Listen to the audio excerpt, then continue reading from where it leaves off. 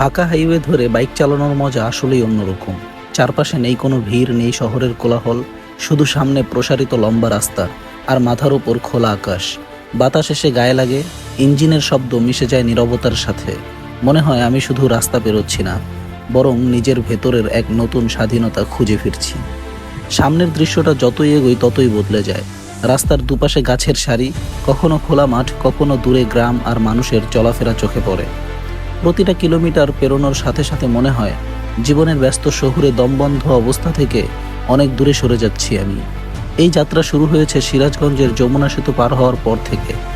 সেতু পার হতেই সামনে খুলে যায় বিশাল হাইওয়ে, যেন এক অন্তহীন পথ যা আমাকে ডাকছে অজানা গন্তব্যের দিকে। পেছনে রয়ে গেছে শহরের ভিড়, সামনে শুধু মুক্তির স্বাদ। রাস্তার বাঁকে বাঁকে মেঘলা আকাশ, কখনো ধূসর, কখনো সোনালি রোদ্দুরের ঝলক। মনে হয় সিনেমার কোনো দৃশ্যের ভেতরে আমি নিজেই নায়ক হয়ে ছুটে চলেছি। প্রতিটা মুহূর্তে বাইকের কম্পন, বাতাসের টান আর চারপাশের দৃশ্য মিলেমিশে তৈরি করে এক অদ্ভুত অনুভূতি। এটা কেবল ভ্রমণ নয়, এ যেন নিজের ভেতরে ডুবে যাওয়া, নতুন করে নিজেকে খুঁজে পাওয়া। কিন্তু এই শান্ত যাত্রার মাঝেও লুকিয়ে আছে এক কঠিন সত্য।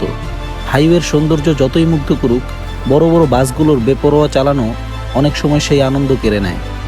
তারা দ্রুত গতিতে ছুটে আসে, হর্ন বাজিয়ে চাপ দেয়, আর আমাদের মতো বাইকারদের জন্য ঝুঁকিপূর্ণ পরিবেশ তৈরি করে। ভ্রমণের আসল আনন্দ যেখানে মুক্তি আর শান্তি, সেখানে এসব বেপরোয়া বাস মুহূর্তেই সব আনন্দ ম্লান করে দেয়। রেখে যায় শুধু অস্বস্তি আর ভয়ের ছাপ।